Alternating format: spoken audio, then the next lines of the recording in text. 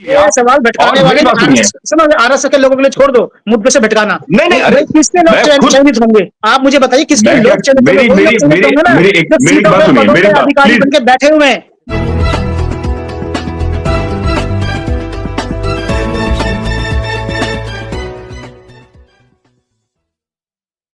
जो वर्गीकरण था, वर्गीकरण के कहीं ना कहीं आंकड़े आए। आज जो लोग पक्ष में हैं वो कहीं ना कहीं वर्गीकरण के पक्ष में इसलिए है क्योंकि उन्हें 10 सालों में रिजल्ट मिला। अब मैं आपसे जानना चाहता हूं आखिर वर्गीकरण का महज ही विरोध क्यों हो रहा है? आखिर वर्गीकरण का विरोध इसलिए हो रहा है कि आप अरे आप विरोध इसलिए हो रहा है कि मान लीजिए, मैं आपको बताता हूं विरोध इसलिए हो रहा है, मान लीजिए कोई सर मैं तथ्यों के साथ बात कीजिए और ये बताइए आखिर वर्गीकरण तथ्यों के साथ कह रहा हूं, एक बात सुनिए, नुकसान क्या है ये बताइए। अरे मैं तथ्यों के साथ बोलूंगा, एक शब्द बोलूंगा। मान लीजिए किसी भी विभाग के अंदर नौकरी निकलती है और वर्गीकरण के तहत नौकरी निकलती है, ठीक है, और आपकी कैटेगरी के अंदर आपकी कैटेगरी के अंदर वो आदमी उपयुक्त नहीं पाया जाता शैक्षणिक तौर पर किया, और वो नौकरी में आप सुनिए नहीं पाया जाता, तो आप ये बताइए क्या, जैसे कि आपके नायब सिंह सैनी कह रहे थे कि वो जो दलितों में उच्च जो है वंशी समाज के अलावा जाट और चमार जो लोग हैं उनसे भर दिया जाएगा, क्या ये सत्य है? आज की तारीख में नॉट फाउंड सुटेबल आपके सामने दिख रहा है, नॉट एक्सेप्टेबल दिख रहा है, ये तमाम डेटा आपके सामने है। आपकी जो पोस्ट है वो जनरल के अंदर काउंट हो जाएगी, ये गारंटी है। और आप जो कह रहे हैं कि आपने जो तमाम डेटा बताए वो डेटा आपके उसलिए नहीं है कि आपका वर्गीकरण कर दिया था तो आपकी नौकरी लग गई। अगर आप वर्गीकरण नहीं होता तो भी आपकी नौकरी लग रही थी। मेरी बात सुनिए, अगर आपने राजस्थान से आप राजस्थान का डेटा उठा लीजिए ना, ये इतना मोटा है, आपने अगर पढ़ा हो तो 600 कुछ पेज का मैं लेकर के बैठा हुआ हूँ जी, ठीक है।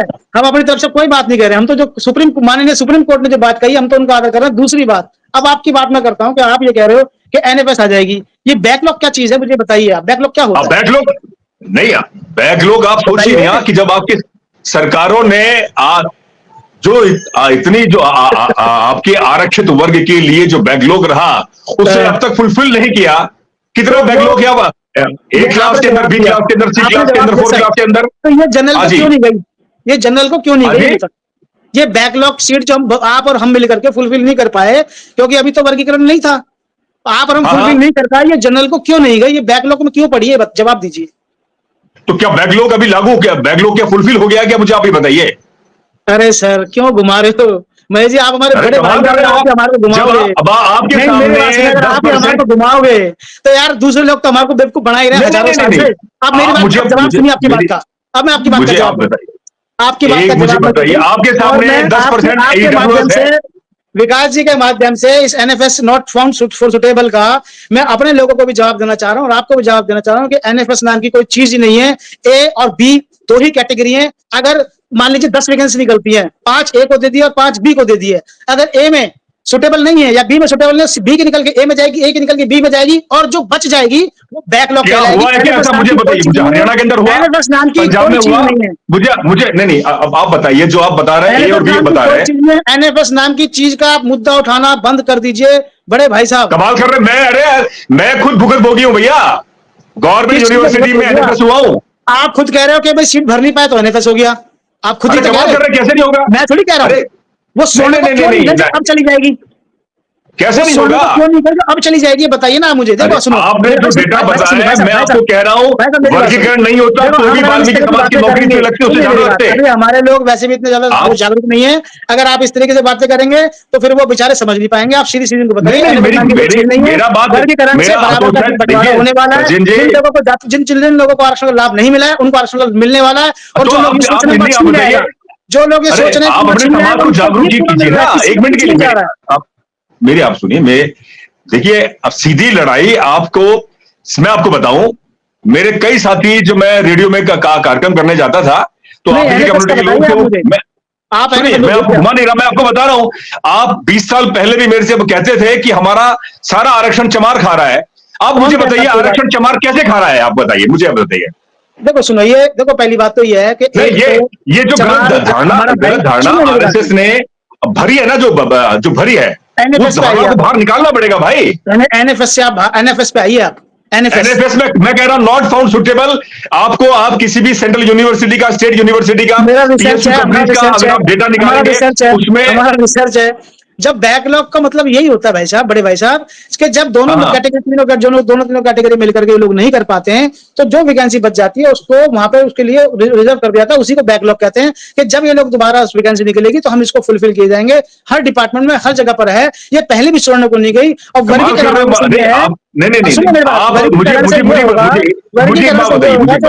मुझे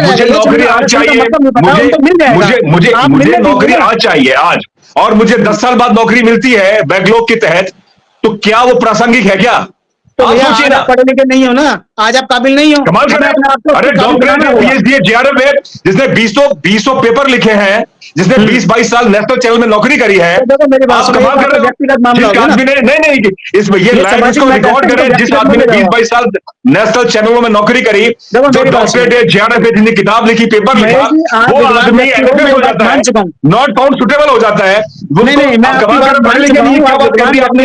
ये जो धारणा है आप अच्छी तरह से लिख लीजिए। सामाजिक जो है, सामाजिक लड़ाई सबकी होती है, जो सबके साथ घटता है। मैं सामाजिक लड़ाई कह रहा हूं, आप इस बात को समझें। हम लड़ाई आपस में कर रहे हैं, जबकि लड़ाई हमें तीसरी से करनी चाहिए, हमें एकजुट होना चाहिए। मैं फिर मेरी बात, सवाल मेरा आपसे नहीं है, मेरा सवाल आपसे नहीं है, सवाल मेरा उनसे जिन्होंने जहर भरा है। सर यार समझे इस बात को, बताइए तो सही ना, तो मुझे बता पा रहे हो। यार ये बताइए, जो आदमी ये कहता है कि सफाई करना आपका ईश्वरी काम है, आप बताइए ना, आप बताइए, वो आदमी आपको वाल्मीकिकरण करना है आपके समुदाय का, आप मुझे बताइए। हमारे नेताओं ने काम नहीं करा समाज में करने का, जिन नेताओं ने काम नहीं किया उनसे सवाल कीजिए। आंदोलन को हमारे लोगों में सब में नहीं चला। मैंने अपने हाथ से वाल्मीकि समाज के गटर से लाश निकाली है रिपोर्टिंग के दौरान, तो हमारे इतनी संवेदना रखता हूँ ना, हमारे तो मना थोड़ी कर रहा हूँ आपको मैं। मैं इतनी संवेदना रखता हूँ। सीधा सवाल, मेरा सवाल आपसे नहीं है, मेरा सवाल उनसे है जिन्होंने ये जहर बोया कि भाई इसके आपको 15% आरक्षण मिल रहा है, इसमें आप फाड़ करेंगे। आप, मैं कह रहा हूँ, जिस जो सारे आंकड़े आपने बताए ना, पंजाब के, हरियाणा के, उससे ज्यादा नौकरी आपकी लगती। ये वो वर्गीकरण की वजह से नौकरी नहीं लगी आपकी, आपको, आप सोचें। सर एक जगह जहां इंटरव्यू डायरेक्ट इंटरव्यू होता है, मैं मान सकता हूँ कि वहां पर एक चमार कम्युनिटी का आदमी चमार को फेवर कर देगा, मान सकता हूँ, वहां मान सकता हूँ। बड़े वर्गीकरण कह रहे हो तो जो 20 साल से केस बंद जो चल रहा था, इस पे जो 20 साल से नहीं मिला, अगर ये वर्गीकरण चालू रहता तो मैं गारंटी करता हूँ कम से कम 2 पीढ़ियां आगे बढ़ती, आपकी भी और हमारी भी। कमाल कर रहे हो। अरे आपको किसने रोका? पढ़ाई के लिए किसने रोका, ये बताइए। तो आपका पढ़ाई के लिए आज की डेटा मुझे बताइए। आज आप वाल्मीकि समुदाय को पढ़ाई के लिए किसने रोका है? आज मुझे बताइए, आज किसने रोका है? आज हमारे पास सब कुछ है, सरकार आपको सारी चीज शिक्षा की सारी चीज सुविधा, 12वीं क्लास तक शिक्षा बिल्कुल फ्री है सरकारी स्कूल में। ये उपवर्गीकरण हो जाने दीजिए, वो भी ले लेंगे।